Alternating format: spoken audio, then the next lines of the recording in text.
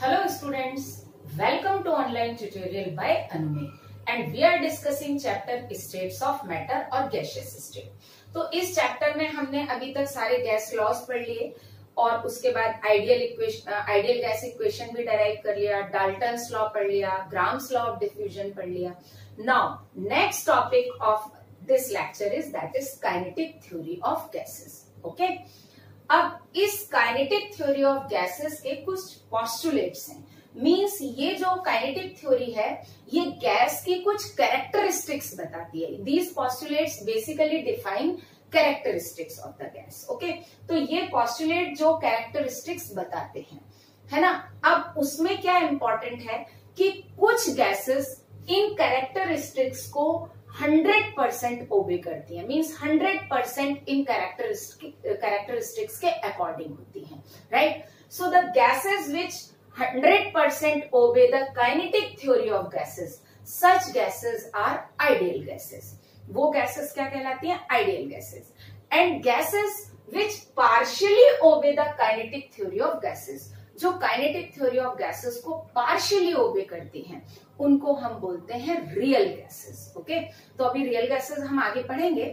पहले हम क्या देखते हैं? kinetic theory of gases। So it is 100% obeyed by the ideal gases. Clear?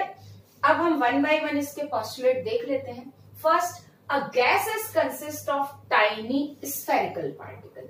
यहां पर एक वर्ड है स्फेरिकल पार्टिकल, ये हमको ध्यान रखना है। मींस गैस का पार्टिकल स्फेरिकल ही होना चाहिए, क्योंकि जब हम रियल गैस की बात करेंगे और वहां पर जब हम उसका एक्सक्लूडेड वॉल्यूम निकालेंगे तब यहां पर ये स्फेरिकल पार्टिकल वाली टर्म हमको देखनी पड़ेगी। Okay, which are identical in size and mass. Means एक गैस के जितने पार्टिकल्स हैं वो सब कैसे होते हैं? Identical in size and mass. Okay, second, volume occupied by a gas particle. अच्छा, एक चीज और, मैं यहाँ बार बार पार्टिकल बोल रही हूँ, एटम या मॉलिक्यूल नहीं लिख रही, बिकॉज पार्टिकल मैंने एटम या मॉलिक्यूल दोनों के लिए कॉमन टर्म लिया है, क्योंकि नोबल गैस तो मॉलिक्यूलर फॉर्म में मिलता ही नहीं है, राइट। तो अब नोबल गैस के लिए लिखेंगे तो मॉलिक्यूल टर्म क्या हो जाएगा? गलत हो जाएगा। और अदर देन नोबल गैस अगर हम कोई और गैस देखें तो वो एटॉमिक फॉर्म में नहीं मिलती, तो इसलिए मैंने यहाँ एक जनरल टर्म पार्टिकल यूज कर लिया, है ना। तो by a gas particle is negligible as compare to the volume of the gas. Means इसको जरा हम समझते हैं। सपोज दैट ये गैस जो है ये इस कंटेनर के अंदर एनक्लोज्ड है। मैं एक 3D फिगर बना रही हूं क्योंकि नेक्स्ट पोस्टुलेट भी हम उससे समझ लेंगे। तो ये एक कंटेनर है, क्लियर, और इस कंटेनर के अंदर गैस का पार्टिकल है। ये रेड डॉट्स जो मैं बना रही हूं ये गैस के पार्टिकल है, क्लियर। अब हम बोलेंगे वॉल्यूम ऑफ गैस क्या होगा, तो इस केस में वॉल्यूम ऑफ गैस क्या होगा? Volume of container, right. ये एक बेसिक प्रॉपर्टी है गैस की, it occupies the complete volume of the gas, है ना। तो वॉल्यूम ऑफ गैस क्या हो गया? वॉल्यूम ऑफ कंटेनर हो गया। अब अपन आते हैं volume occupied by a gas particle. Means यहां पर जो ये एक पार्टिकल है ये कैसा है? स्फेरिकल, तो इसका वॉल्यूम है 4/3 pi r cube, and this 4/3 pi r cube is negligible as compared to the volume of container। Means एक गैसियस मॉलिक्यूल का जो वॉल्यूम है वो कंप्लीट कंटेनर के वॉल्यूम के कंपैरिजन में कैसा है? नेग्लिजिबल है। Okay, so this point is clear. अब थर्ड आते हैं, gaseous particles are always in random motion along a straight line. Random motion का मतलब ये है कि ये तीनों एक्सिस पर इक्वली डिस्ट्रीब्यूट हो सकता है इनका मोशन, है ना। तो ये एक्स एक्सिस हो गया, ये अगर हम देख लें तो ये एक्स एक्सिस है, ये वाई एक्सिस है और ये क्या है? जेड एक्सिस है। तो अगर कोई भी मॉलिक्यूल है, यहां मैं रेड से बना रही हूं, और उसका लीनियर मोशन है एक स्ट्रेट लाइन के अकॉर्डिंग, यहां पर गैस का पार्टिकल है, तो उसकी जो स्पीड होगी या जो उसका मोमेंटम होगा वो तीनों कंपोनेंट पर कैसा होगा? इक्वली रिजर्व होगा, राइट। क्यों? क्योंकि ये मोशन कैसा है? रैंडम है और अलोंग स्ट्रेट लाइन है, और ये हम वेक्टर की प्रॉपर्टी से इसको डिफाइन कर सकते हैं। तो जब मैं आपको डेरिवेशन बताऊंगी इसके जस्ट बाद, तब हम इसको यहाँ पर और अच्छे से डिस्क्रिप्टिव वे में और समझ लेंगे। Okay, so this point is that कि gaseous particles are always in random motion along a straight line. एक स्ट्रेट लाइन के अलोंग क्या होता है, वो रैंडम मोशन में हो सकता है, और स्ट्रेट लाइन किसी भी डायरेक्शन में हो सकती है। ओके, अब फोर्थ पर आते हैं। During random motion particles collide with each other and with the wall of container and these collisions are perfectly elastic. Means जब molecules motion में होते हैं तो आपस में भी टकराते हैं, राइट, और ये कंटेनर की वॉल से भी टकराते हैं, राइट। मैं यहां पर बना देती हूँ कि सपोज दैट ये कंटेनर की वॉल से भी टकरा रहा है, लेकिन ये कोलिजन कैसा होता है, परफेक्टली इलास्टिक। परफेक्टली इलास्टिक का मतलब जैसे देखो ये दो गैस के पार्टिकल हैं, ये आपस में कोलाइड किया। अब कोलाइड करने के बाद ये अपना डायरेक्शन चेंज कर लेंगे। अब कोलिजन इलास्टिक का मतलब क्या, कि जितनी स्पीड उसकी कोलिजन के पहले थी उतनी ही स्पीड उसकी क्या होगी, कोलिजन के बाद होगी। अब क्योंकि स्पीड सेम है, कोलिजन के पहले भी और कोलिजन के बाद में भी, टकराने के बाद स्पीड चेंज नहीं हुई है ना, तो अब स्पीड कैसा है, सेम है। अब देखते हैं यहां से स्पीड सेम होने पर क्या होता है। देखो we know kinetic energy is equal to क्या होता है किसी भी मॉलिक्यूल की, that is equals to half mv², या हम यहाँ पर स्पीड u से रिप्रेजेंट कर रहे हैं तो हाफ mu², इसमें हम u से रिप्रेजेंट करेंगे। ये u सेम है before collision as well as after collision. Mass तो पार्टिकल का कभी सेम नहीं होगा, मींस काइनेटिक एनर्जी में कोई लॉस नहीं होगा। So there is no loss in kinetic energy, है ना। तो यहां पर मैं लिख देती हूं काइनेटिक एनर्जी में क्या होगा, नो लॉस, मींस जैसी काइनेटिक एनर्जी पहले थी एग्जैक्टली वैसे ही होगी, राइट। इसी तरह से अगर हम मोमेंटम की बात करते हैं P, that is equal to m into v, m into u, ये भी मास एंड स्पीड पर डिपेंड करता है। अब यहां पर u कैसा है, कांस्टेंट है, स्पीड तो चेंज नहीं हुई ना, तो मोमेंटम भी कैसा होगा, चेंज नहीं होगा, तो मोमेंटम कैसा होगा, कंजर्व होगा। अब सोचोगे कि मैम ने काइनेटिक एनर्जी के लिए ऐसा लिखा कि नो लॉस और P के लिए लिखा कंजर्व। एक्चुअली कंजर्व का भी मतलब अगर हम देखें तो नो लॉस, लॉस नहीं होगा। कंजर्व इसलिए लिखा क्योंकि उसका डायरेक्शन चेंज हो जाएगा।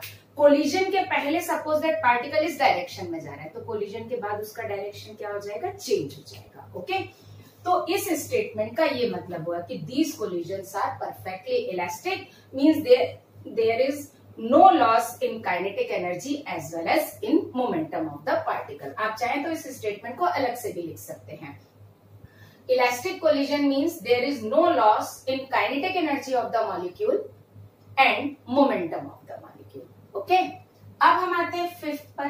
Pressure of gas is due to these collision with wall of container. Means ये जो मॉलिक्यूल हैं ये कंटेनर की वॉल पर जब क्या करते हैं, स्ट्राइक करते हैं, तो यहां पर जो ये फोर्स अप्लाई करते हैं उसके कारण क्या जनरेट होता है, प्रेशर जनरेट होता है। तो ये मॉलिक्यूल जब यहाँ स्ट्राइक करते हैं तो यहाँ पर क्या लगाएंगे, फोर्स लगाएंगे ना, और फोर्स लगाएंगे तो उस फोर्स से क्या जनरेट होगा, प्रेशर जनरेट होगा। डोंट वरी, अभी अपन डेरिवेशन देखेंगे ना काइनेटिक गैस इक्वेशन का, तब यहाँ ये फोर्स की बात करेंगे हम। ओके, अब हम आते हैं molecular attraction forces are negligible और equal to zero. It simply means कि इस कंटेनर के अंदर, अब मैं इसको हटा देती हूँ, सपोज दैट ये दो मॉलिक्यूल हैं, तो इनके बीच में कोई अट्रैक्शन नहीं और कोई रिपल्शन नहीं। इसका मतलब ना किसी से दोस्ती ना किसी से दुश्मनी। मीन्स दो मॉलिक्यूल जब आपस में कोलाइड कर रहे हैं मतलब मिल रहे हैं, तो वो दोस्ती के खातिर नहीं मिल रहा है, वो तो चलते चलते जस्ट टकरा रहे इसलिए कोलाइड कर रहे हैं, राइट।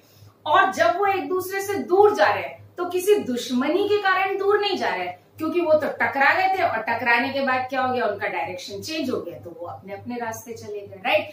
तो कोई मॉलिक्यूलर अट्रैक्शन नहीं होता है इन कोलाइडिंग पार्टिकल्स के बीच में। So that molecular attraction forces are negligible और इक्वल टू जीरो।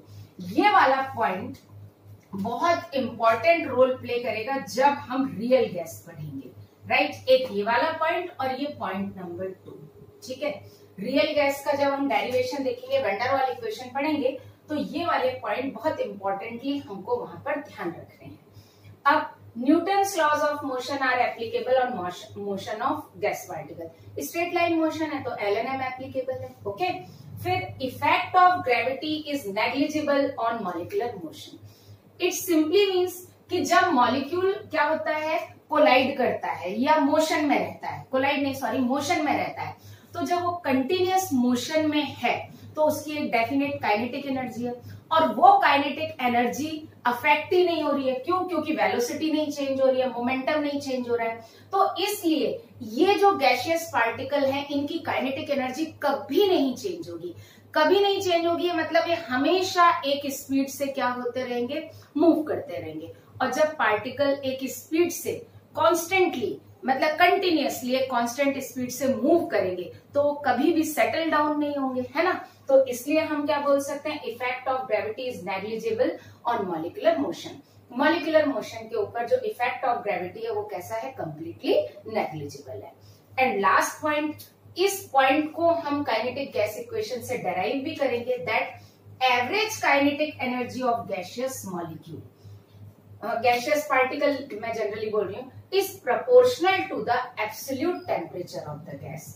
मीन्स किसी भी गैसियस पार्टिकल की जो एवरेज काइनेटिक एनर्जी होती है, न्यू बार लिखा है मैंने, okay, that is directly proportional to the temperature of gas. Means ये सिर्फ और सिर्फ टेम्परेचर पर डिपेंड करती है, गैस पार्टिकल के मास पर डिपेंड नहीं करती। किस पर डिपेंड करती है, ओनली ऑन टेम्परेचर, ओके।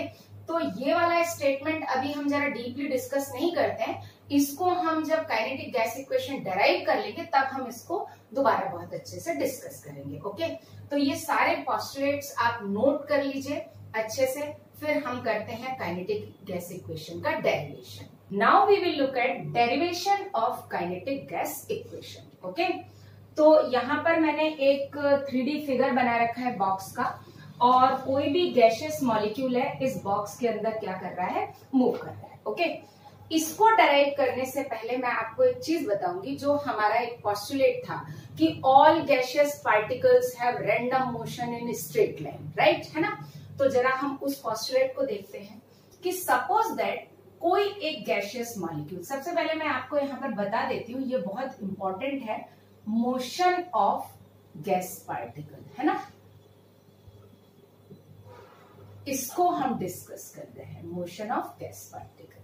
देखो कोई एक पार्टिकल है और वो सपोज दैट इस डायरेक्शन में मूव कर रहा है, ठीक, स्ट्रेट बना देती हूँ, इस डायरेक्शन में मूव कर रहा है यहां से, और इसकी स्पीड u है, क्लियर। अब क्योंकि स्ट्रेट लाइन मोशन है तो यहां पर इस स्पीड के 3 कंपोनेंट होंगे, एक्स वाई और एक्स एक्सिस पर, है ना, एक्स वाई और जेड एक्सिस पर, सॉरी ये y एक्सिस ले लिया, ये हमने z एक्स एक्सिस ले लिया, और ये क्या हो गया, z एक्सिस। ये जनरली x लेते हैं, y लेते हैं, और ये क्या हो गया, z हो गया, क्लियर। तो अब इस मॉलिक्यूलर स्पीड के 3 कंपोनेंट हो गए, एक ux हो गया, एक uy हो गया, और ये एक uz हो गया। देयर आर द 3 कंपोनेंट्स, है ना। अब अगर हम प्रॉपर्टी लगाएं वेक्टर की, तो हम क्या लिख सकते हैं, u is equal to ux i cap plus uy j cap plus uz k cap, right. हमने वेक्टर पढ़ा हुआ है तो उसकी प्रॉपर्टी से हम ये लगा सकते हैं, तीनों कंपोनेंट्स पर जो भी उसकी स्पीड आएगी उसका सम होगा मॉलिक्यूल की स्पीड या गैस पार्टिकल की स्पीड, क्लियर। अब एक और चीज, अगर पार्टिकल एक पॉइंट से मूव कर रहा है और उसका मोशन कैसा है, रैंडम है, राइट। तो अगर उसका रैंडम मोशन है तो अगर हम बोलें कि वो किस डायरेक्शन में जा सकता है, तो किसी भी डायरेक्शन में जा सकता है, वो एक्स एक्सिस पे के अलोंग भी जा सकता है, वाई एक्सिस के अलोंग भी जा सकता है, और जेड एक्सिस के अलोंग भी जा सकता है, राइट। तो उसकी जो प्रोबेबिलिटी है along all the axis will be equal, right. तो when a particle moves in straight line, ये स्टेटमेंट आप लिख लेना, when a particle moves in straight line then probability of its motion is equal along all the axis। तो जो उसकी speed की probability होगी वो सारे एक्सिस के अलोंग कैसी होगी, बिल्कुल इक्वल होगी। तो हम यहाँ पर क्या लिख सकते हैं, क्या लिख सकते हैं, ux equals to uy equals to uz। Okay, numerical value जो आएगी स्पीड की वो तीनों एक्सिस के अलोंग बिल्कुल कैसे आएगी, इक्वल आएगी। क्लियर। अब इस स्पीड का अगर हम मॉड निकालें, ठीक है, तो यहां से मैं कर देती हूं, देखो मॉड ऑफ स्पीड अगर हम निकालें जो मॉलिक्यूलर उसका स्पीड, तो अगर हम u का मॉड निकालें तो देखो क्या होगा, वेक्टर की प्रॉपर्टी है that is under root of ux square plus uy square plus uz square, right. ये मॉड निकाला। अगर हम रूट हटाएं तो हम क्या बोल सकते हैं, u square is equal to ux square plus uy square plus uz square, right. ये हमको आगे डेरिवेशन में काम आने वाला है। Clear, first thing. Second thing, क्योंकि तीनों कंपोनेंट पर मॉलिक्यूलर स्पीड की प्रोबेबिलिटी इक्वल है, या हम ये बोल सकते हैं कि इसका जो मोमेंटम है वो तीन कंपोनेंट में रिजर्व है, right. Momentum is reserve along all the three axis, ठीक है। अब मोमेंटम अगर तीनों एक्सिस में रिजर्व है तो उसकी स्पीड भी क्या होगी, तीनों एक्सिस के अलोंग कैसी होगी, बिल्कुल इक्वल होगी, है ना। तो हम यहाँ पर क्या लिख सकते हैं, एक चीज और, ये बहुत इंपॉर्टेंट रिलेशन है जो हम आगे यूज करेंगे।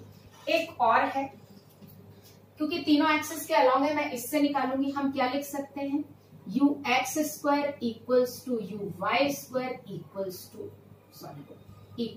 uz स्क्वायर, ठीक है। ये भी बहुत इंपॉर्टेंट रिलेशन है जो हमको आगे यूज करना है।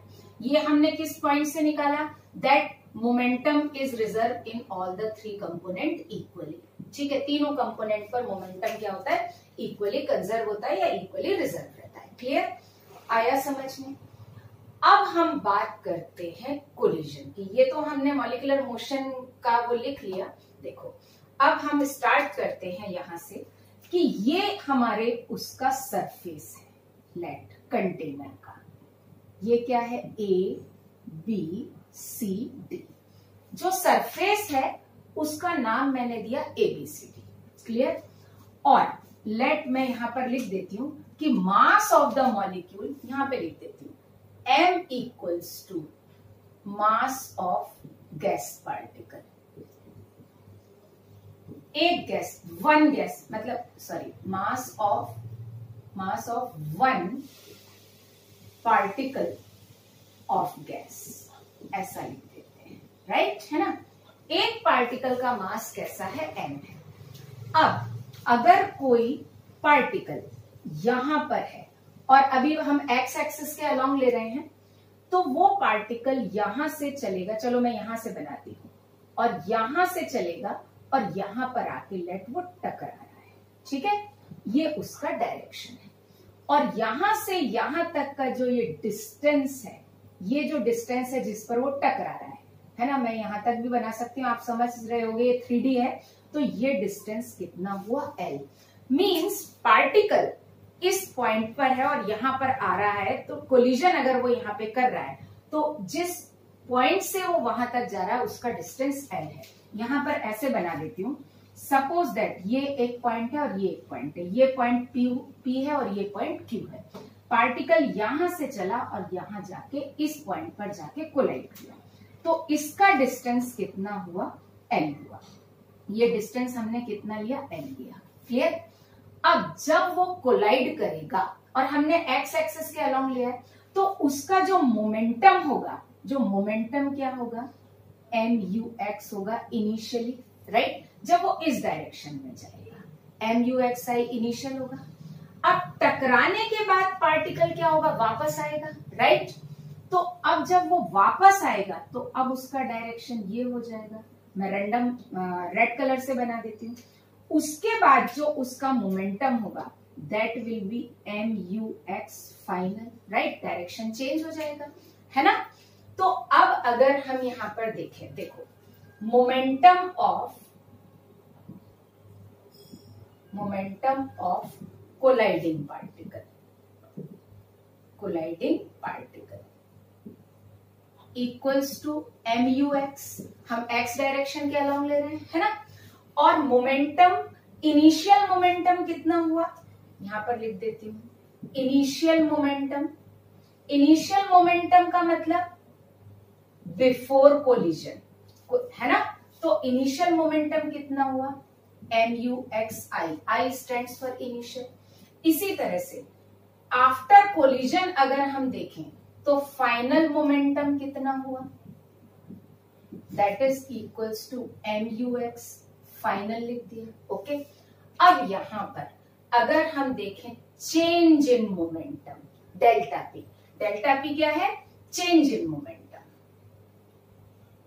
Change in momentum, change in ही आ रहा होगा। तो ये क्या होगा, initial momentum minus final momentum. मैं यहां पर इसको सपोज दैट हम डिनोट कर रहे हैं PI से और इसको डिनोट कर रहे हैं P फाइनल से, so that will be PI minus P final, right.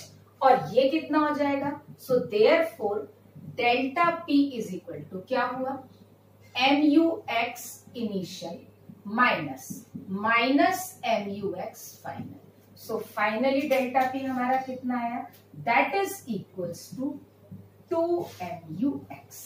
ये आ गया हमारा change in momentum of one gaseous molecule, right. अब वो जो गैसियस मॉलिक्यूल है वो कितना डिस्टेंस ट्रेवल कर रहा है, कितना डिस्टेंस ट्रेवल कर रहा है देखते हैं। इसको चलो मैं रब नहीं करती हूँ, आगे देखते हैं अपन, है ना।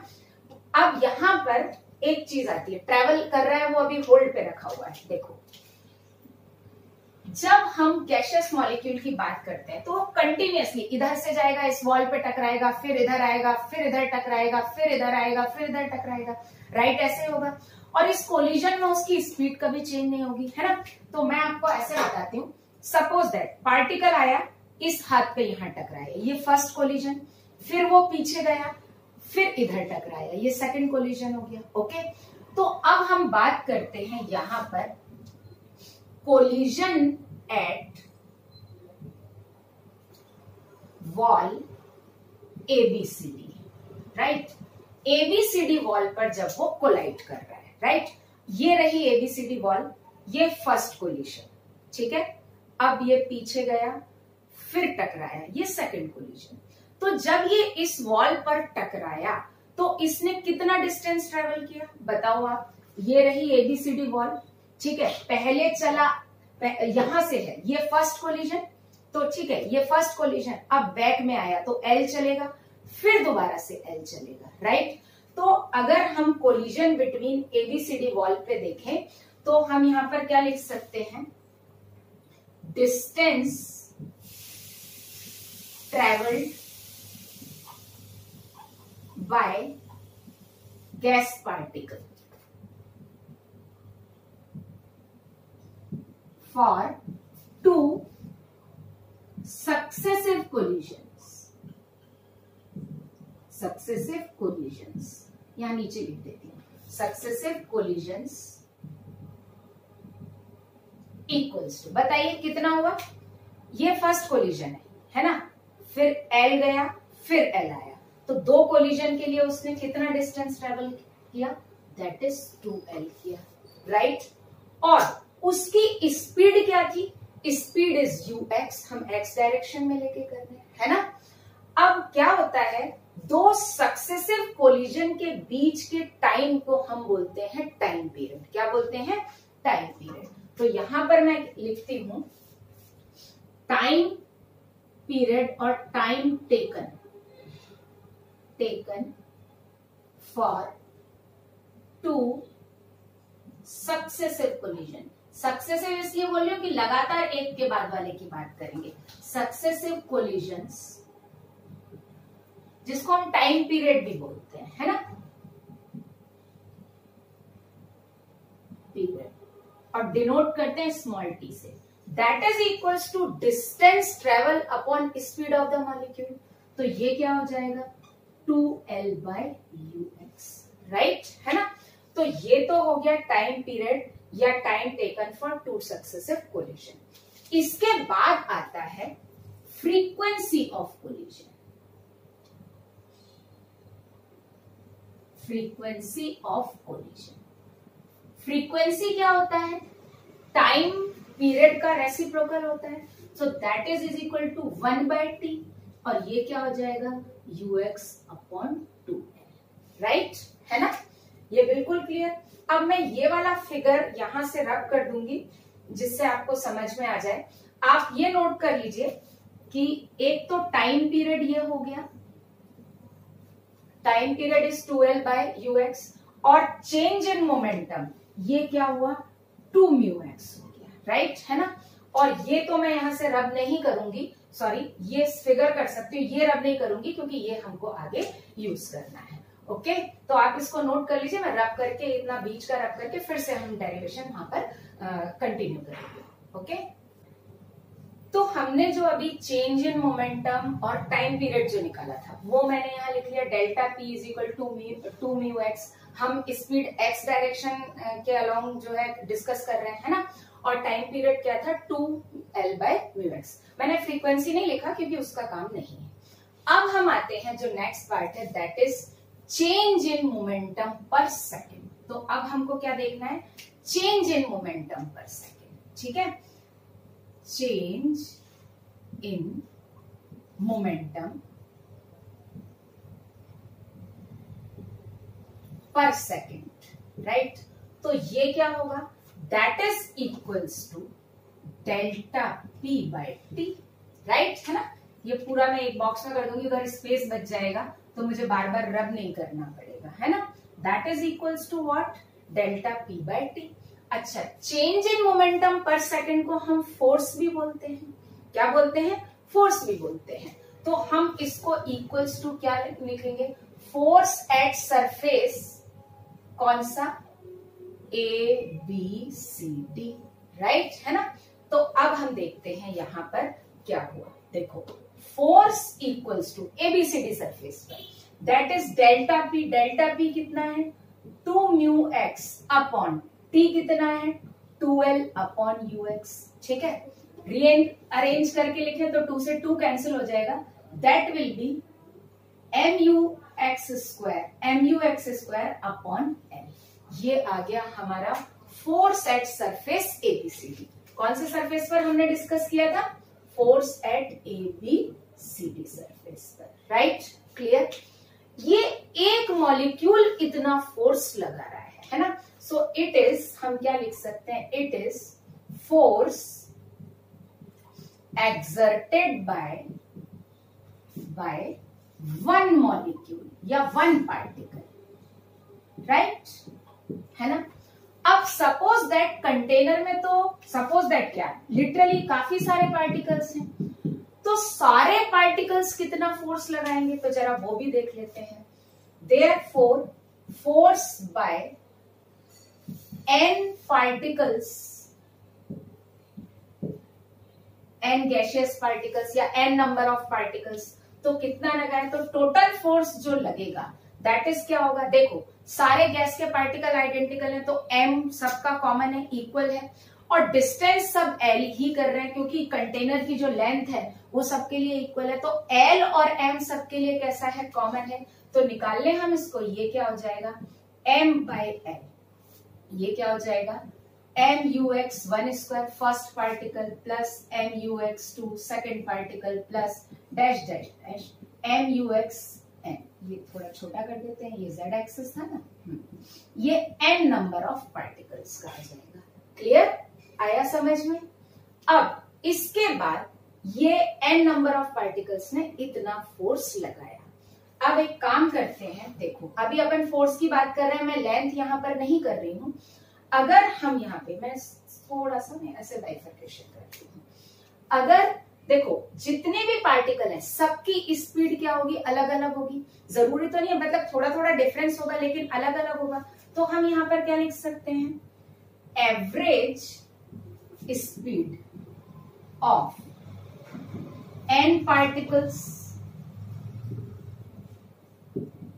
ऑफ गैस, गैस के n पार्टिकल्स की एवरेज स्पीड क्या होगी? तो वो आप सबको पता है, दैट इज अगर मैं एवरेज स्क्वायर स्पीड निकालूं, एवरेज स्क्वायर स्पीड, क्योंकि ये स्क्वायर है ना, तो ये आ जाएगा एवरेज, आप लिख लेना, स्क्वायर स्पीड है ना, तो दैट इज इक्वल्स टू क्या होगा, ux1 square plus ux2 square plus dash dash dash uxn square upon n।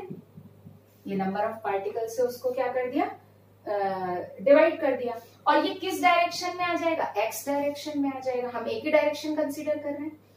अब ऊपर वाली इक्वेशन में हम इसकी जगह क्या लिख सकते हैं, बताइए जल्दी से।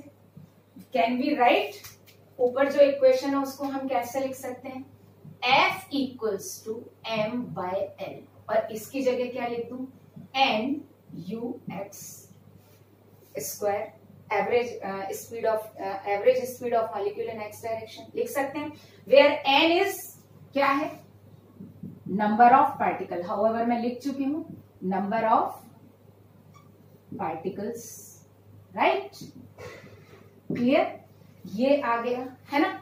अब फोर्स की जगह अपन क्या लिख सकते हैं, प्रेशर इनटू एरिया। तो जरा देखें, pressure into area into length, मैं L इधर लेकर आ गई, तो ये क्या हो गया, m n u x square हो गया।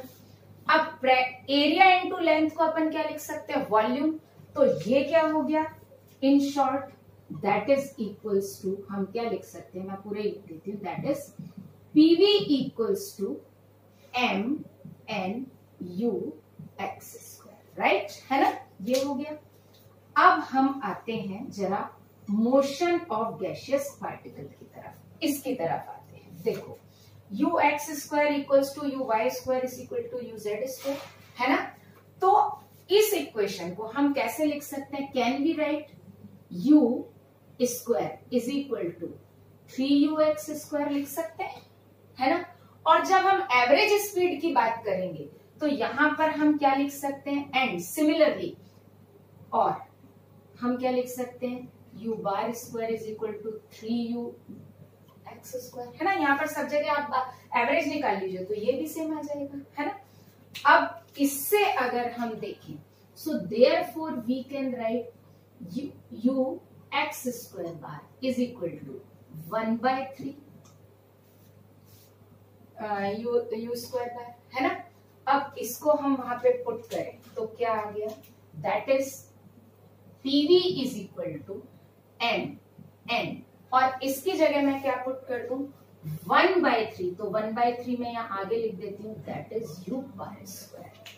ये आ गई हमारी काइनेटिक गैस इक्वेशन, क्या आ गई, kinetic gas equation for n number of particle, right. अब हम इससे average kinetic energy of gaseous molecules निकालेंगे, okay.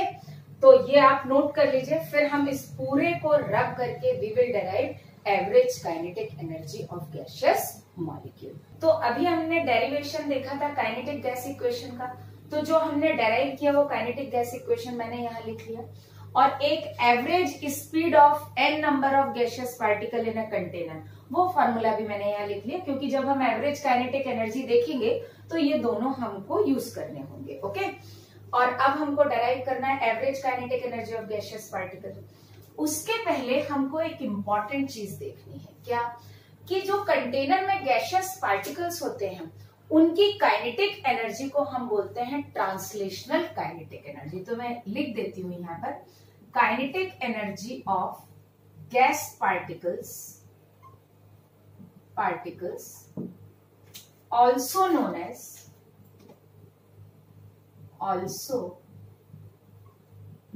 as translational kinetic energy.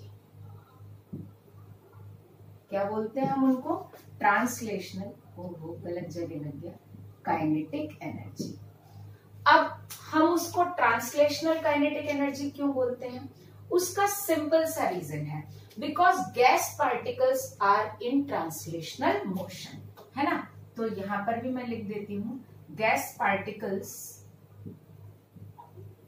Are in translational motion, ठीक है। और ट्रांसलेशनल मोशन क्या होता है, ट्रांसलेशनल मोशन का मतलब क्या होता है? वन बॉडी, अ बॉडी और particle shifts from one point to another point uniformly in the space. Okay, उसको हम बोलते हैं ट्रांसलेशनल मोशन। आप चाहो तो लिख सकते हो, when a body, a motion through which a body shifts uniformly from one point to another point in space is known as translational motion. Okay, जैसे अब हम किसी गन से कोई बुलेट निकालते हैं तो उसका मोशन कैसा होता है? ट्रांसलेशनल मोशन होता है। क्लियर? तो गैस पार्टिकल्स का मोशन भी कैसा होता है? ट्रांसलेशनल।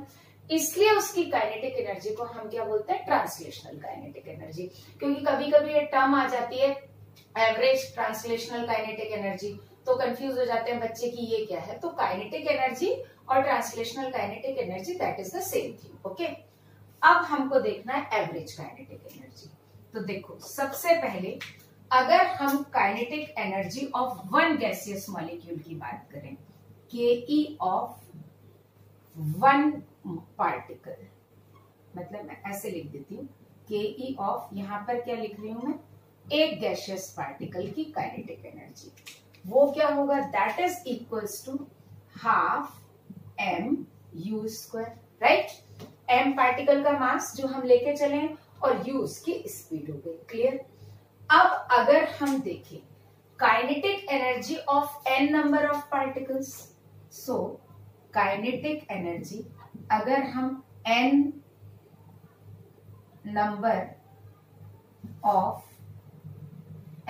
पार्टिकल, इन शॉर्ट ही लिख देती हूँ मैं, ऐसे नीचे लिख देती हूँ, है ना? ये किसका निकाल रहे हैं हम? n नंबर पार्टिकल्स का। तो क्या होगा? n नंबर ऑफ पार्टिकल का निकालेंगे तो गैस का मास सेम है पार्टिकल का, तो हाफ और m तो कॉमन आ गया। ये क्या हो जाएगा? u1 square plus u2 square plus and so on, that is un square, right? Clear? अब अगर हम इसको और इसको कंपेयर करें, है ना, तो सपोज दैट मैं इसको दे देती हूं इक्वेशन 2 यहां पर, और इसको हम दे देते हैं इक्वेशन 1, ठीक है? ये इक्वेशन 1। तो अगर हम इक्वेशन 2 को यूज करें, यूजिंग इक्वेशन 2, तो हम क्या लिख सकते हैं? Kinetic energy for n number of particle that is equals to half, और उसकी जगह मैं क्या लिख सकती हूँ? Half m n u bar square, right? Average kinetic energy लिख सकते हो। अब जरा आप इक्वेशन नंबर 1 से देखिए, है ना? सिंस फ्रॉम इक्वेशन 1 हम क्या लिख सकते हैं? m n u bar square equals to 3pv। देखिए, आप चेक करिए, इक्वेशन नंबर 1 से हम ये रिलेशन लिख सकते हैं, है ना? अब ये वैल्यू अगर हम यहां रख दें तो ये क्या हो जाएगा? अच्छा हाँ, एक ये एवरेज काइनेटिक एनर्जी हो गई। सॉरी, मैंने बार भी लगाया था, क्यों? क्योंकि यहां मैंने एवरेज स्पीड लिखी है। सो इट इज, यहां लिख देती हूं एवरेज काइनेटिक एनर्जी, ठीक है? ये क्या हो गया? एवरेज काइनेटिक एनर्जी हो गया। अब ये वैल्यू हम यहाँ पे पुट करें तो के बार, वैसे बार लगाए तो एवरेज ही है, दैट इज इक्वल्स टू क्या हो जाएगा? अगर वो वैल्यू में यहाँ पे लाऊं तो दैट इज 3/2 pv। ये आ गई हमारी average kinetic energy. Clear? Then अब आइडियल गैस इक्वेशन क्या कहता है?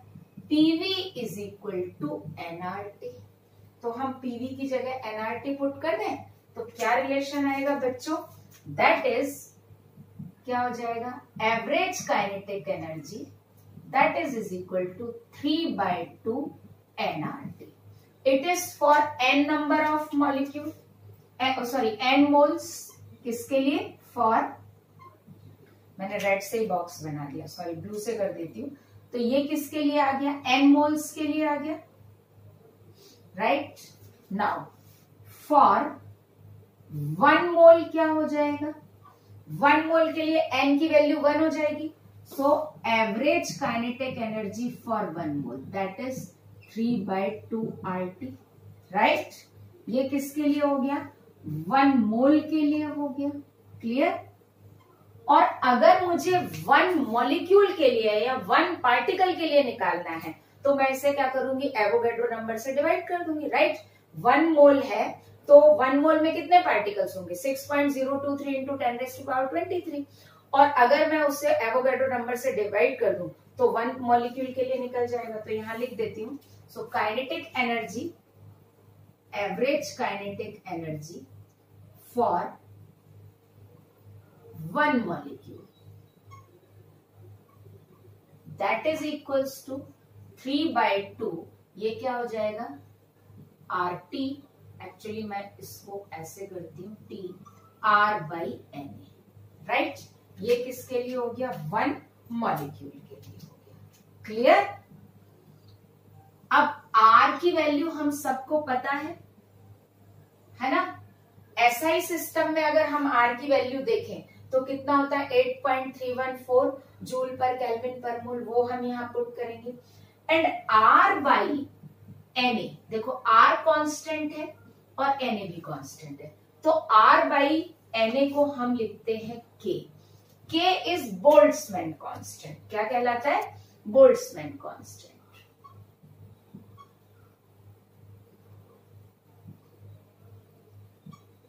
ओके, ये है बोल्ट्जमैन कांस्टेंट। तो यहां पर 1 मॉलिक्यूल के लिए हम क्या लिख सकते हैं? Average kinetic energy for 1 molecule that is 3/2 kT, right, clear. और इसकी K की वैल्यू क्या आएगी? अगर हम जूल में निकालेंगे तो 8.314 डिवाइडेड बाय 6.023 इंटू 10⁻23, यही आएगी ना। तो वहां पर भी मैं लिख भी देती हूँ, K equals to 1.38 into 10⁻23 joule per kelvin per molecule.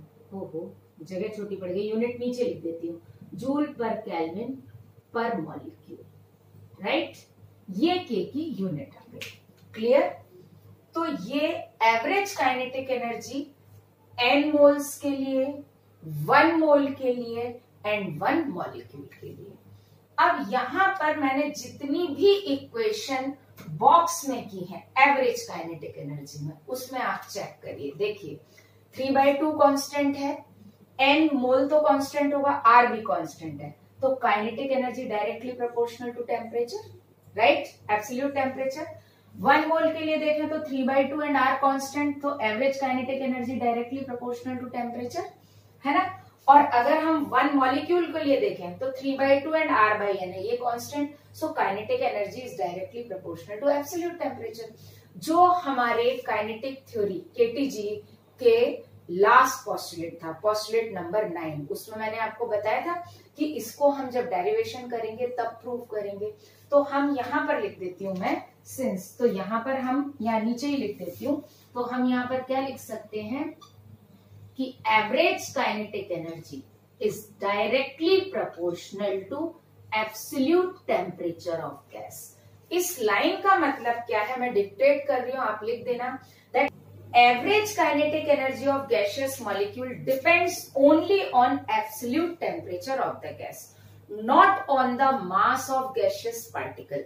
Means अगर हमारे पास 2 डिफरेंट गैसेस हैं और उनका टेम्परेचर सेम है, लाइक हम क्या ले लेते हैं, एक H2 ले लेते हैं और एक O2 लेते हैं, मास में बहुत ज्यादा डिफरेंस है, एक का मॉलिक्यूलर मास 2 है और एक का मॉलिक्यूलर मास 32 है, राइट, है ना। तो अगर हम इन दोनों गैसेस को सेम टेम्परेचर पर रखेंगे तो उनकी एवरेज काइनेटिक एनर्जी कैसी होगी? इक्वल होगी, okay. So average kinetic energy of gaseous molecule depends only on the temperature of the gas, not on the mass of gaseous particle, not on the volume of container, right? तो अब हम अलग अलग volume के container में अगर gas को लें तो भी गैसियस एवरेज काइनेटिक एनर्जी कैसी होगी? बिल्कुल सेम होगी। तो आप इसको नोट कर लीजिए, या रब करके जो मैं बोल रही हूँ वो मैं आपको समझा देती हूँ, या आपने नोट ही कर लिया होगा, है ना। तो हम उससे रिलेटेड एक एग्जाम्पल यहाँ ले लेते हैं, जो मैं बोल रही हूँ मैं हाफ रब कर रही हूं, ये इतना सा पार्ट।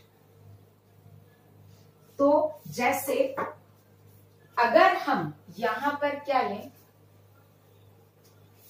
2 कंटेनर लें, ठीक है, और एक कंटेनर सपोज दैट मैंने 1 लीटर का लिया और एक कंटेनर मैंने किसका लिया, 5 लीटर का लिया, ठीक है, वॉल्यूम अलग अलग है। और एक में मैंने H2 लिया और एक में मैंने क्या लिया, O2 लिया, ठीक। लेकिन यहां पर इन दोनों का टेम्परेचर कैसा है, बिल्कुल सेम है। तो अब यहां पर क्या होगा, एवरेज काइनेटिक एनर्जी जो गैसियस मॉलिक्यूल की होगी वो दोनों केस में क्या होगी, बिल्कुल सेम होगी। Means it depends only on temperature. Clear. एक और एग्जांपल लेती हूं, जैसे ये एक गैस है हीलियम, ठीक है, और मैंने क्या किया, इस हीलियम को दूसरे कंटेनर में ट्रांसफर कर दिया, ठीक है, जिसका वॉल्यूम 2V था, इसका वॉल्यूम V था, ठीक, और टेम्परेचर कैसा रखा, सेम रखा। तो इस केस में भी क्या होगा, एवरेज काइनेटिक एनर्जी दोनों केस में कैसी होगी, बिल्कुल सेम होगी। क्लियर। या मैं क्या करूं कि इसी में मैं एग्जांपल से बता देती हूँ, तो ये समझ में आ गया। अब अपन क्या करते हैं कि सपोज दैट, इसी एग्जांपल को आप नोट कर लीजिए, मैं इसी को रख करके इसमें चेंज कर दूंगी। तो अब मैं क्या करती हूँ, इसी हीलियम गैस को क्या करती हूं, दूसरे कंटेनर में डाल देती हूं, जिसका वॉल्यूम कैसा है, सेम है, वॉल्यूम सेम है, लेकिन इसका टेम्परेचर क्या है, ज्यादा है। मतलब ये T1 है और ये T2 है। तो इस केस में एवरेज काइनेटिक एनर्जी क्या हो जाएगी, चेंज हो जाएगी, ये ज्यादा हो जाएगी और फर्स्ट वाली कम हो जाएगी। तो ओवरऑल पॉइंट इज दैट कि जो एवरेज काइनेटिक एनर्जी है गैसियस मॉलिक्यूल की, वो किस पर डिपेंड करती है, it depends only on temperature. Okay. तो अभी जो हमने काइनेटिक गैस इक्वेशन डेराइव किया और एवरेज काइनेटिक एनर्जी निकाला, उससे रिलेटेड मैंने समरी लिखी है। कुछ इंपॉर्टेंट पॉइंट मैं आपको बता रही हूं जो न्यूमेरिकल सॉल्व करते समय हमको ध्यान रखने होंगे। ओके। तो first is kinetic gas equation, तो ये हो गया है ना। अब इसमें फिर से मैं आपको रिमाइंड करा देती हूं, आप लिख लीजिए, P is the pressure of gas, V is the volume of container जिसके अंदर गैस एनक्लोज्ड है ना। So volume of container in which gas is enclosed. M is mass of 1 particle of the gas, ठीक है। तो M क्या है, gas का जो मास कंटेनर के अंदर लिया है वो नहीं है। M इज, आप चेक करिए डेरिवेशन में, M is the mass of gas particle था, है ना। तो M is what, mass of gas particle. So M equals to, मैं लिख देती हूं यहां पे, mass of gas particle. Okay. N number of particles in the container, container में कितने नंबर ऑफ पार्टिकल हैं, और U बार स्क्वायर क्या है, that is average square speed, ठीक है। तो it is average square speed of the gaseous particle. Clear. It is average kinetic energy for 1 mole, right. ये किसके लिए है, 1 मोल गैस के लिए है। यहां पर N हमने 0 किया, मैंने अभी आपको बताया था। इट इज फॉर 1 मॉलिक्यूल या 1 पार्टिकल बोल दूं, है ना। और ये आ गया हमारा N मोल्स के लिए, लास्ट वाला, राइट, है ना। और K की वैल्यू मैं आपको बता चुकी हूँ, K is equal to R/N है, वैल्यू भी बता चुकी हूँ, 1.38 इंटू 10⁻⁻³ जूल। अब जब हम न्यूमेरिकल सॉल्व करते हैं तब हमको 2-3 चीजें याद रखनी पड़ती हैं। जैसे अगर हम ये इक्वेशन यूज कर रहे हैं, kinetic gas equation, PV is equal to 1/3 mN U²। Actually ये जब हम यूज करते हैं तो ये अलग अलग सिस्टम में नहीं होना चाहिए, इसलिए मैं आपको बता रही हूं कि जब भी आप यूज करें, मैं इसको थोड़ा दूर लिख देती हूँ, ये बहुत आप अच्छे से ध्यान में रखें, नहीं तो आपका आंसर गड़बड़ हो जाएगा। हमारे पास एक सिस्टम है, SI सिस्टम, जो सबको एक प्लेटफॉर्म पे लाता है। तो ये पास्कल में होना चाहिए, ठीक है। वॉल्यूम मीटर क्यूब में होना चाहिए। मास जो हम रखें वो केजी में होना चाहिए।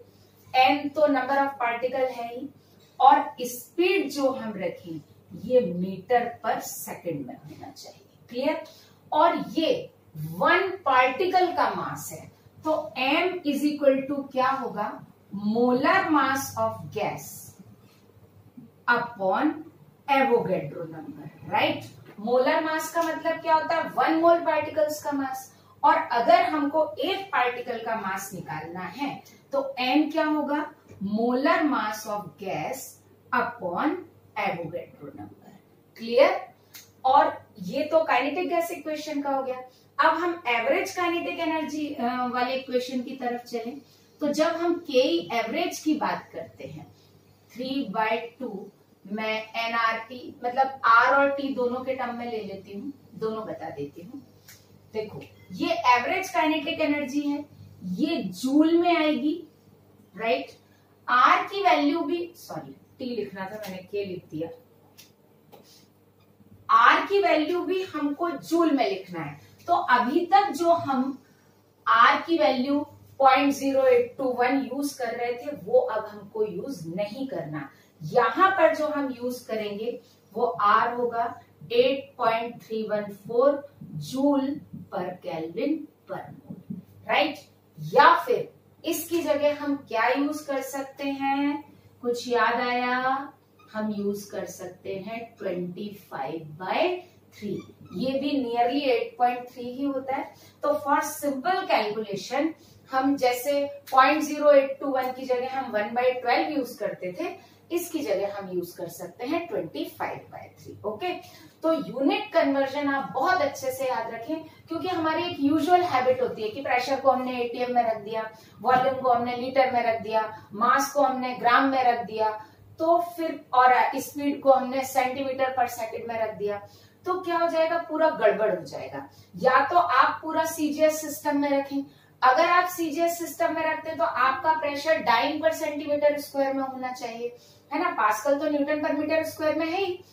तो या तो आप सीजीएस सिस्टम में रख रहे हैं तो प्रेशर आप डाइन पर सेंटीमीटर स्क्वायर में रखिए, वॉल्यूम आप क्यूबिक सेंटीमीटर में रखिए, मास आप ग्राम में रखिए, और फिर आप स्पीड जो है सेंटीमीटर पर सेकंड में रख लीजिए। ओके?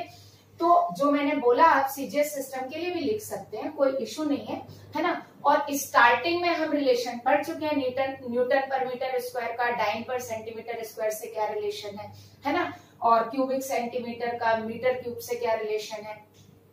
तो वो सारी चीजें हम यहाँ पर रख सकते हैं, लेकिन हमको ये याद रखना है कि ये सारी यूनिट एक ही सिस्टम में होनी चाहिए। तो माय सजेशन इज दैट कि बेस्ट वे है कि आप सारी चीजें किस पर लेकर आए, एसआई सिस्टम में लेकर आए। ओके? क्योंकि कभी ना कभी कहीं ना कहीं गड़बड़ होती ही है कि यहाँ पर हम प्रेशर को, हमें जनरल यूनिट पास्कल याद है तो हम भूल गए, यहाँ हमने पास्कल रख दिया, यहाँ ग्राम रख दिया, यहाँ सेंटीमीटर पर सेकंड रख दिया, या लीटर रख दिया, तो फिर पूरा आंसर ही क्या हो जाएगा, गलत हो जाएगा। तो ये कभी नहीं करना। तो या तो आप पूरा सीजीएस सिस्टम में रखें या पूरा एसआई सिस्टम में रखें। ओके? इसी तरह से अगर आप यहाँ पर देख रहे हैं तो अगर आप उसमें लेके आ रहे हैं सीजीएस में, तो इसको अर्ग में रखिए, तो आर को भी आप किस में रखिए, अर्ग में रखिए। लेकिन फिर भी मेरा सजेशन है कि आप एसआई सिस्टम में करिए। ओके? सिमिलरली जब हम के की बात करेंगे, मतलब 1 मॉलिक्यूल के लिए बात करेंगे, मैं यहां लिख देती हूं। तो एवरेज काइनेटिक एनर्जी 1 मॉलिक्यूल की कितनी है, 3/2 kT। राइट? तो अब यहां पर भी क्या हो जाएगा, ये जूल में ही आएगा और ये भी जूल में ही आएगा, जूल पर केल्विन पर मोल। और इसकी वैल्यू मैंने आपको बताया था 1.38 इंटू 10⁻⁻23। लेकिन कैलकुलेशन के टाइम पर, at the time of calculation, आप के की जगह यूज करिए R/Na। राइट? और R/Na को आप क्या लिख सकते हो, 25/3, और Na आप कर दीजिए 6 into 10⁻23। So you can use this. वो वैल्यू तो मैंने आपको बताई है कि यू शुड नो, आपको पता होना चाहिए, लेकिन कैलकुलेशन हमारा कैसे फास्ट हो, कैसे इजी गोइंग हो, तो उसके लिए आप अगर k की value r by na put करें तो ज्यादा बेटर होगा। तो r हम सिंप्लीफाइड करके क्या लिखते हैं 25/3, और na को भी मैंने क्या कर दिया, राउंड ऑफ कर दिया, 6.022 से मैंने 6.6 इंटू 10⁻23 कर दिया। ओके, तो ये मोर और लेस आंसर आपका लगभग आसपास ही आ जाएगा, उसमें बहुत ज्यादा वेरिएशन नहीं आएगा। क्लियर। अब एक इंपॉर्टेंट चीज कि जो हमने काइनेटिक थ्योरी ऑफ गैसेस पढ़ा या काइनेटिक गैस इक्वेशन डेराइव किया, ये एक्चुअली डेरिवेशन जो किया गया है या जो काइनेटिक थ्योरी ऑफ गैसेस जो गिवन है, एक्चुअली इट इज डेराइव्ड और जिसको ध्यान में रख के गया, that is for mono atomic ideal gas. Means poly atomic ideal gas को ध्यान में रख के ये डेरिवेशन नहीं किया गया, और ये जो पॉस्टुलेट केटीजी के दिए हैं वो भी पॉली एटॉमिक आइडियल गैस को ध्यान में रख के नहीं दिए गए। ओके, उसका रीजन है, इसका फर्स्ट पॉस्टुलेट ही है all gases consist of very tiny spherical particle, और हर पॉली एटॉमिक गैस स्फेरिकल हो ऐसा जरूरी नहीं है। उसका इलेक्ट्रॉन क्लाउड डिस्ट्रीब्यूशन यूनिफॉर्म हो, मतलब स्फीयर में उसका रेडियस हर जगह सेंटर पॉइंट से इलेक्ट्रॉन क्लाउड का जो डिस्ट्रीब्यूशन हो वो यूनिफॉर्म हो, ऐसा जरूरी नहीं है। तो वैसे तो अगर हम देखें तो हम इसको हर गैस पर अप्लाई करते हैं। क्यों? क्योंकि हमारे पास कोई चारा ही नहीं है, हमारे पास और कोई इक्वेशन ही नहीं है। तो एग्जाम में तो हम इसको आइडियल, रियल हर गैस पर अप्लाई करेंगे। O2 के लिए भी अप्लाई करेंगे, मीथेन के लिए भी अप्लाई करेंगे, हीलियम के लिए भी अप्लाई करेंगे, H2 के लिए भी अप्लाई करेंगे। ओके, तो जिस गैस के लिए क्वेश्चन गिवन हो उस गैस के लिए हम ये अप्लाई करेंगे। लेकिन ये बात हमारे दिमाग में होनी चाहिए, अभी तो नहीं, लेकिन जब आप इंजीनियरिंग करेंगे या जब आप और हायर स्टडी करेंगे, और नीट में अगर हम देखें तो ऐसा सिंपल क्वेश्चन आ जाता है कि KTG is 100% ideally for which gas। अब उसमें आपको 3 मोनो एटॉमिक का ऑप्शन, डाई एटॉमिक का ऑप्शन है और 1 मोनो एटॉमिक का ऑप्शन है, तो आपका ऑप्शन मोनो एटॉमिक गैस होगा, राइट। जैसे हाइड्रोजन दे दिया, हीलियम दे दिया, O2 दे दिया, मीथेन दे दिया, तो उसमें आपका आंसर क्या होगा, हीलियम होगा। क्यों? क्योंकि हीलियम कैसा है, मोनो एटॉमिक है। ओके, तो कभी कभी ऐसा क्वेश्चन आ जाता है कि बेस्ट किसके लिए फिट है, तो ये आप याद रखिए। क्लियर। और एक चीज, जब मैं केटीजी के पॉस्टुलेट बता रही थी तब भी मैंने आपको बताया था कि जो हमने जो पॉस्टुलेट पढ़े थे कि जो गैसियस पार्टिकल्स हैं उन पर कभी ग्रेविटी का इफेक्ट नहीं होता, और मैंने आपको बताया था क्यों, क्योंकि उनकी एनर्जी कभी चेंज नहीं होती। एनर्जी कभी चेंज नहीं होती मतलब वो हमेशा मूव करते रहते हैं, और जब वो हमेशा मूव करते रहते हैं और उनका कोलिजन कैसा होता है, कंप्लीट इलास्टिक होता है, तो हम ये भी कह सकते हैं कि आइडियल गैस की जो एनर्जी है वो टोटली काइनेटिक एनर्जी है। ओके, तो यह कंप्लीटली काइनेटिक एनर्जी है। तो हम एक स्टेटमेंट आप और लिख लीजिए यहाँ पर, energy of ideal gas is completely kinetic.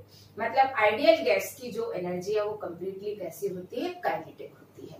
Okay, तो ये आप चीजें न्यूमेरिकल करते में ध्यान रखिए। अब हम क्या करेंगे, कुछ न्यूमेरिकल्स करेंगे based on kinetic gas equation and average kinetic energy of the gas particles.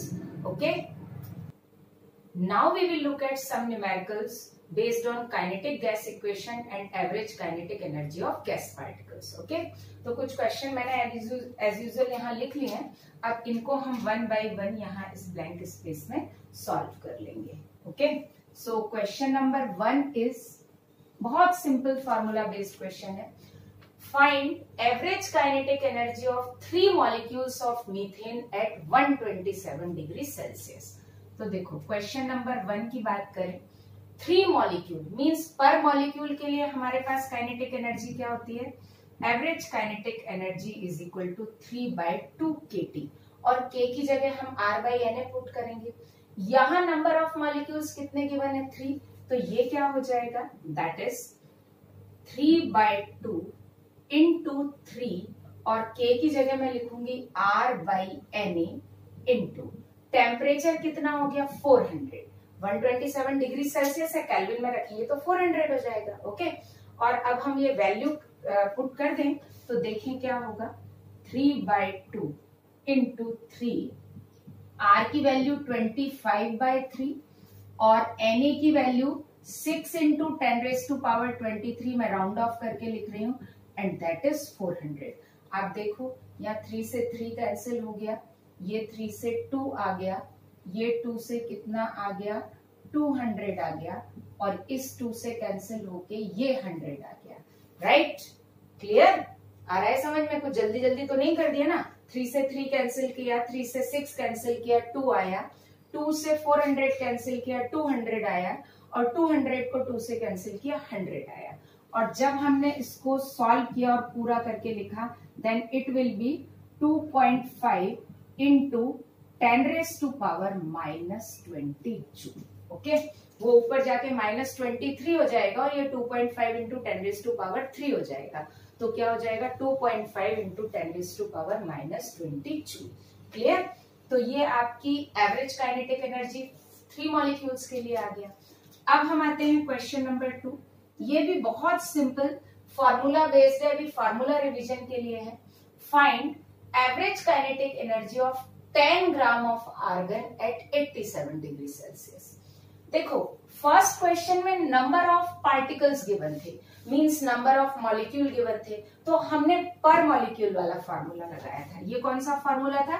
Kinetic energy, average kinetic energy for 1 molecule. अब मास गिवन है तो मास से हम मोल निकाल सकते हैं। तो मोल्स ऑफ आर्गन कितना हो गया 10/40, दैट इज इक्वल्स टू 1/4। तो यहां पर हम लगाएंगे average kinetic energy, that is equals to 3/2 nRT। Right, अब तो हमको सब पता है, वैल्यू रख देते हैं।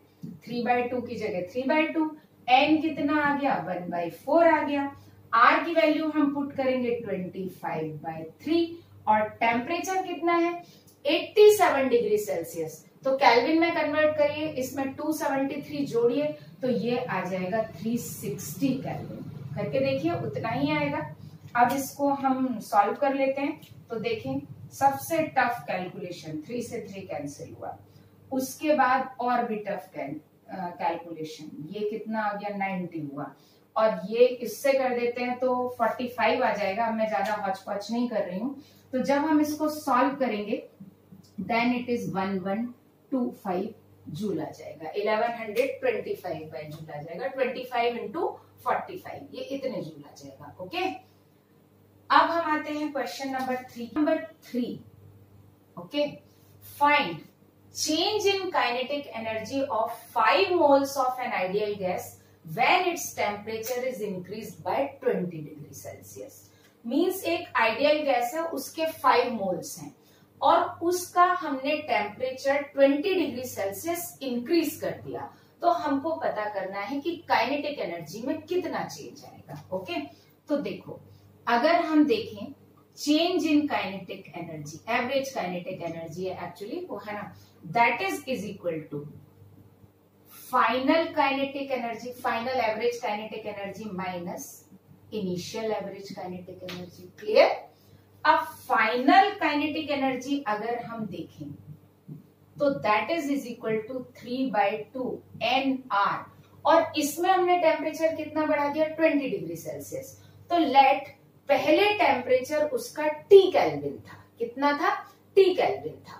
आप ऐसे मानो, यहां पर मैं बाद में लिखूंगी, आप बिल्कुल ये मानना, क्योंकि जब डिफरेंस आता है तो केल्विन और डिग्री सेल्सियस दोनों में इक्वल आता है। जैसे अगर कोई गैस 0 डिग्री सेल्सियस पर है और इसका टेम्परेचर मैंने 20 डिग्री बढ़ा दिया तो 20 डिग्री सेल्सियस हुआ, तो केल्विन में ये क्या होगा 273 केल्विन होगा, और ये केल्विन में क्या होगा 293 केल्विन होगा। अब आप देखिए इन दोनों का डिफरेंस भी 20 आ रहा है और केल्विन में भी डिफरेंस कितना आ रहा है 20 आ रहा है। ओके, तो डिफरेंस को हम केल्विन में रखें, डिग्री सेल्सियस में रखें, कोई फर्क नहीं पड़ता। ओके, तो आप केल्विन में रखिए या फिर डिग्री सेल्सियस में रखिए। तो लेट मैंने एज्यूम किया कि इनिशियली गैस का टेम्परेचर T केल्विन था, तो फाइनल टेम्परेचर क्या आ जाएगा T+20 आ जाएगा। ओके, है ना, ये फाइनल एवरेज काइनेटिक एनर्जी हुआ। इसी तरह से हम इनिशियल एवरेज, ये फाइनल हो गया, है ना। अब इनिशियल एवरेज काइनेटिक एनर्जी निकालने, सो दैट इज 3/2 और ये T इनिशियल टेम्परेचर मैंने T माना था। अब इन दोनों का हमको डिफरेंस निकालना है, तो ये क्या हो जाएगा, delta of average kinetic energy. मैं यहाँ फाइनल माइनस इनिशियल करूंगी तो 3/2 कॉमन निकाल सकती हूँ, तो ये क्या हो गया 3/2 मैंने कॉमन निकाला। T फाइनल कितना है, T + 20 और माइनस T इनिशियल T था, राइट। यहाँ T से T क्या हो गया, कैंसिल। सो फाइनली ये क्या आया 3/2 n कितना है, हमारे पास 5 मोल्स हैं, R हम रखेंगे 25/3 और डेल्टा T यहाँ पर कितना आ गया, दैट इज 20। ओके, अब इसको सॉल्व करें। बहुत टफ कैलकुलेशन है भाई, बहुत टफ है, बहुत कठिन है, बहुत कठिन है, ये भी बहुत कठिन है, अत्यधिक कठिन है। और ये आ गया 1250 जूल, है ना। 5 × 25 125 × 10 इतने जूल आ गया। Clear. So it is question number 3। अब हम आते हैं क्वेश्चन नंबर 4 पर। At what temperature average kinetic energy of an ideal gas will be 2/3 of its kinetic energy at 327 degree celsius. Okay, तो अगर हम देखें तो यहाँ क्वेश्चन नंबर 4 में कि किस टेम्परेचर पर किसी एक आइडियल गैस की kinetic energy, average kinetic energy, उसकी 327 डिग्री सेल्सियस पे जो काइनेटिक एनर्जी है उसका 2/3 होगा।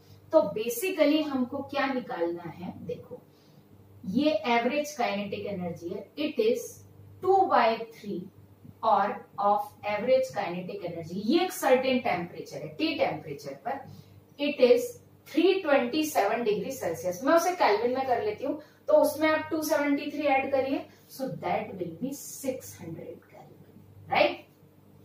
तो 600 केल्विन पर जो काइनेटिक एनर्जी है उसका 2/3 होगा इस सर्टेन टेम्परेचर पर।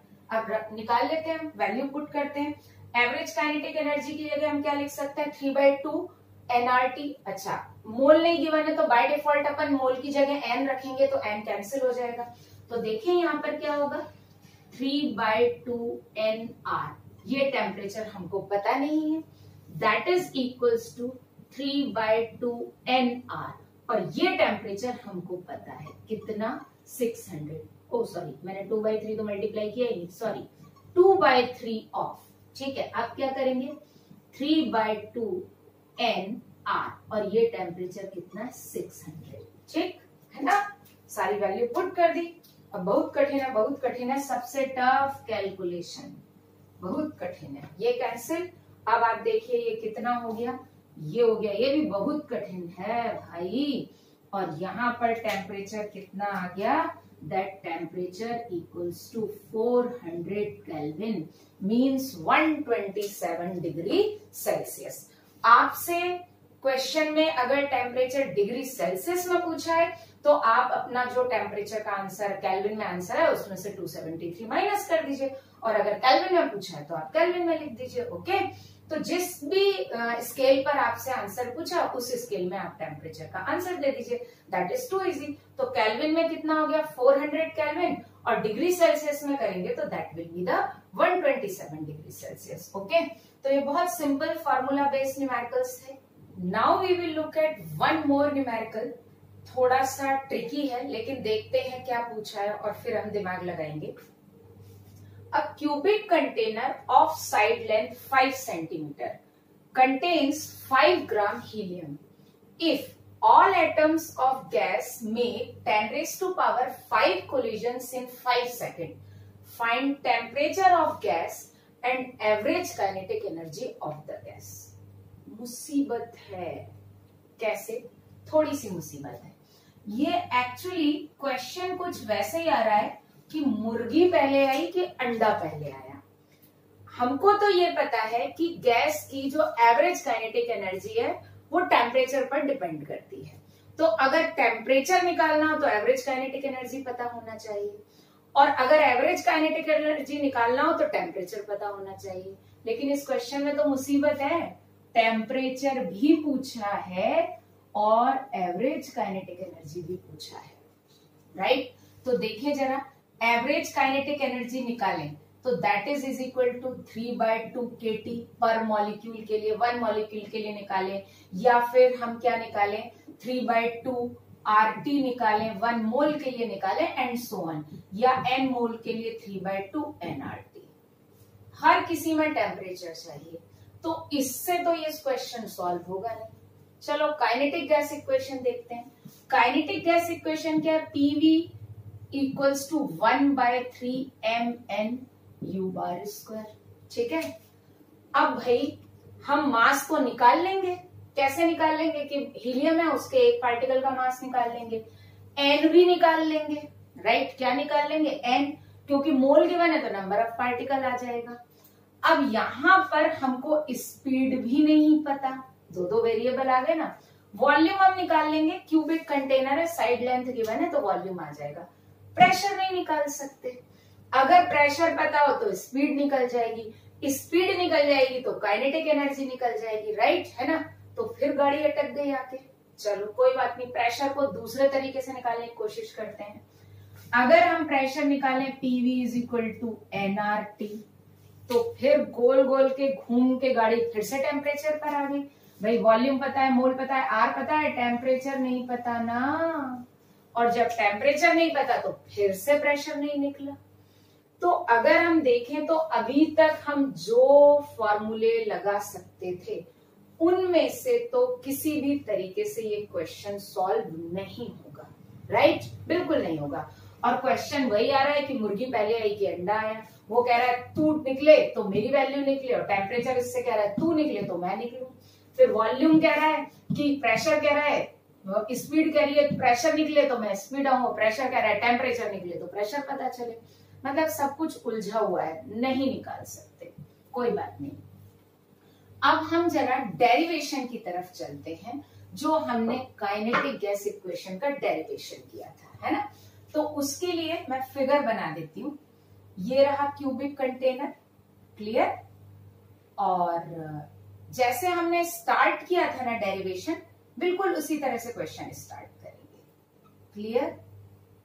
ये रहा, ये इसकी वॉल जिसको मैंने ABCD नाम दिया था, है ना, ABCD। सपोज दैट इस वॉल पर क्या हो रहा है, कोलिजन हो रहा है, क्लियर। और पार्टिकल यहां से यहां मूव कर रहा है, ये इस वॉल पर हम क्या मान रहे हैं, कोलिजन हो रहा है, क्लियर। और ये साइड लेंथ है L, ठीक है, जिसकी वैल्यू कितनी गिवन है, 5 सेंटीमीटर, क्लियर। ये हमने लिख लिया। और क्या गिवन है, number of collision in 5 second, ठीक है। तो एक टर्म होती है फ्रीक्वेंसी, हमने पढ़ा है फ्रीक्वेंसी, नंबर ऑफ ऑसिलेशन पर सेकेंड, है ना। तो अगर हम बोले नंबर ऑफ कोलिजन पर सेकेंड तो वो फ्रीक्वेंसी ऑफ कोलिजन होगी। तो हम यहां पर क्या लिख सकते हैं, frequency of collision, that is equals to what, number of collision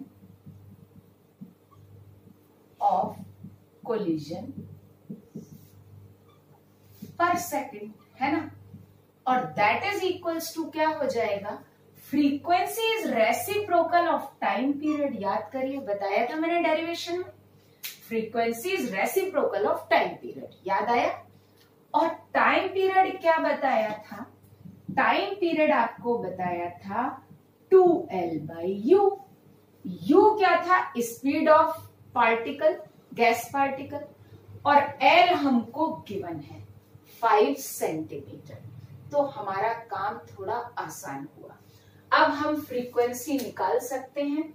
अब कैसे हमको प्लान करना होगा, फ्रीक्वेंसी निकाल लेंगे, नंबर ऑफ कोलिजन पर सेकेंड, फ्रीक्वेंसी से टाइम पीरियड निकालेंगे, L गिवन है तो U आ जाएगा। अब इसके बाद क्या करेंगे, देखो, सिंस काइनेटिक एनर्जी क्या होती है एक पार्टिकल की, 12mU², राइट। और that is equals to 3/2 kT, right. अब आप देखो, अगर आपके पास U आ गया तो U² आ जाएगा, राइट। U² आ जाएगा M, mass of one gas particle ये भी आपको पता है, के भी आपको पता है। अब आपका क्या निकल जाएगा, टेम्परेचर निकल जाएगा कि नहीं निकल जाएगा, आया समझ में। तो हम इस प्लान से इस क्वेश्चन को क्या करेंगे, सॉल्व करेंगे। Okay, clear. So it is the plan. अब हमको क्या करना है, सबसे पहले फ्रीक्वेंसी निकालनी है, फ्रीक्वेंसी से फिर हमको टाइम पीरियड निकाल के फिर हमको यू निकालना है, और यू यहाँ पुट करके हमको टेम्परेचर निकालना है। So let us start. अच्छा, एक चीज और मैंने आपको बताया था, हर चीज हमारी एसआई सिस्टम में होनी चाहिए।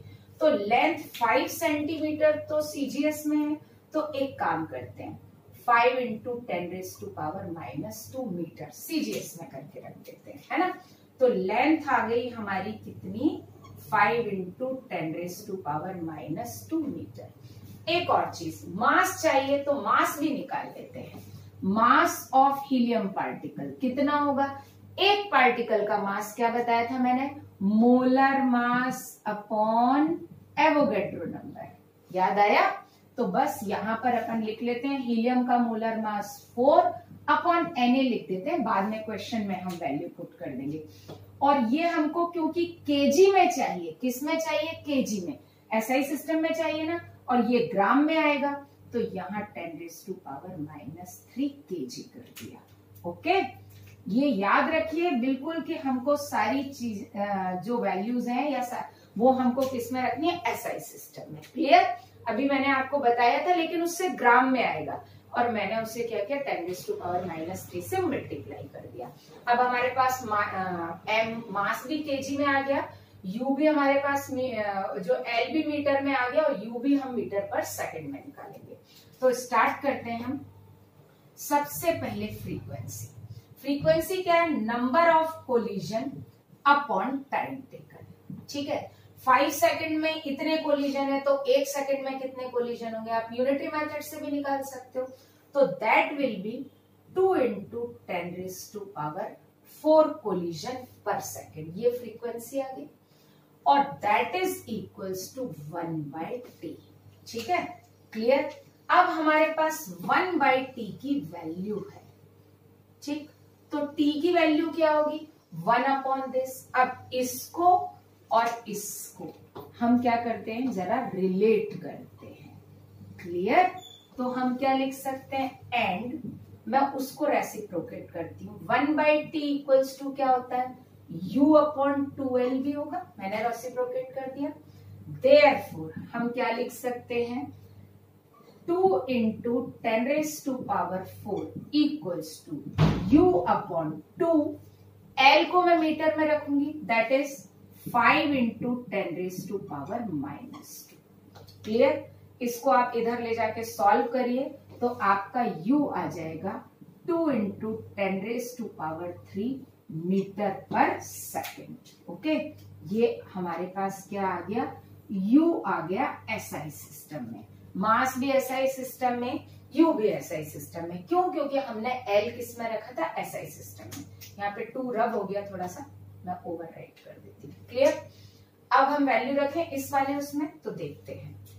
देखो 1/2 मास की जगह मैं क्या रखूं, 4 इंटू 10⁻³ अपॉन Na, अभी Na ही रहने देती हूँ, और u² कितना आ जाएगा, 2 इंटू 10⁻³ का स्क्वायर, राइट, है ना। u की वैल्यू इतनी है, दैट इज इक्वल्स टू 3/2, और k की जगह अपन क्या पुट करेंगे, r/Na, मैंने आपको बताया था, and that is equals to temperature.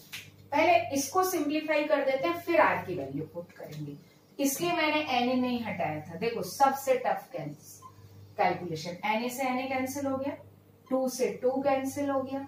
Clear. अभी इसको ऐसे ही रहने देते हैं, और मैं यहाँ पर इसको r की वैल्यू अपन क्या रखेंगे, 25/3।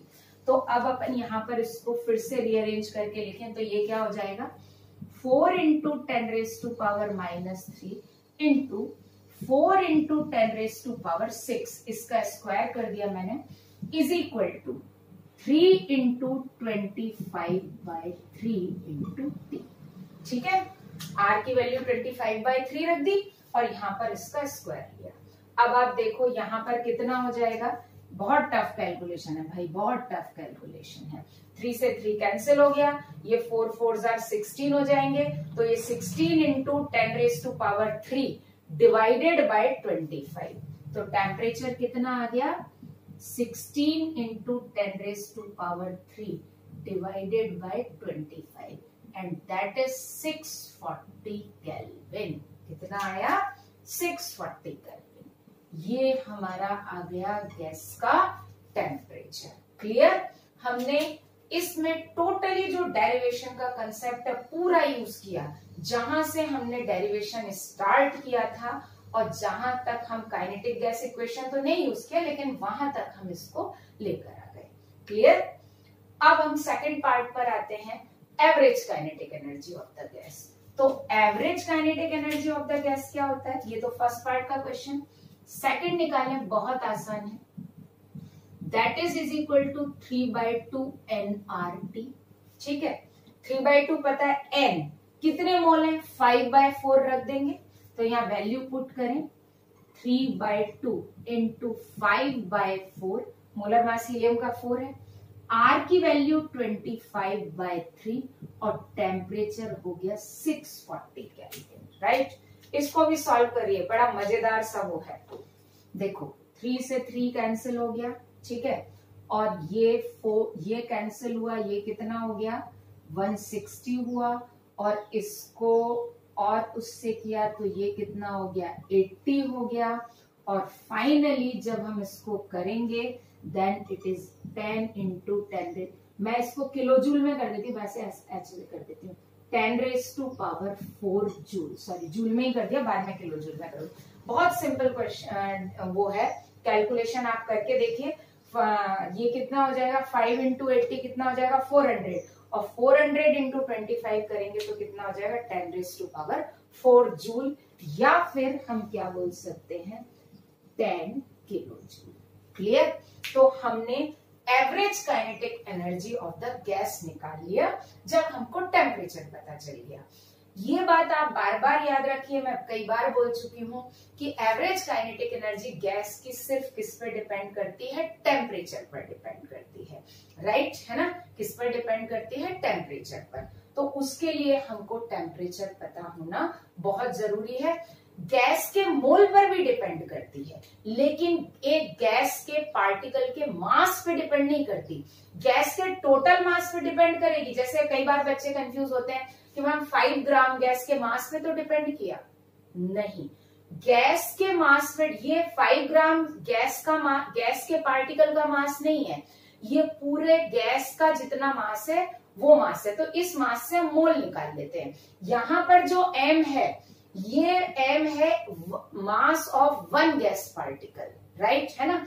तो अब इस डेरिवेशन में जो आपको याद रखना है, वो m जो है वो गिवन मास नहीं है, वो m है mass of particle, 1 particle of the gas. Clear. तो ये बहुत अच्छे से कर लीजिए कि इस पूरे डेरिवेशन में या इस तरह के कंसेप्ट में जहां भी हम m यूज कर रहे हैं, that m is not given mass of the sample, that m is mass of 1 particle of the gas. Okay, तो ये काइनेटिक थ्योरी ऑफ गैसेस का डेरिवेशन और उससे रिलेटेड सम न्यूमेरिकल्स। ओके।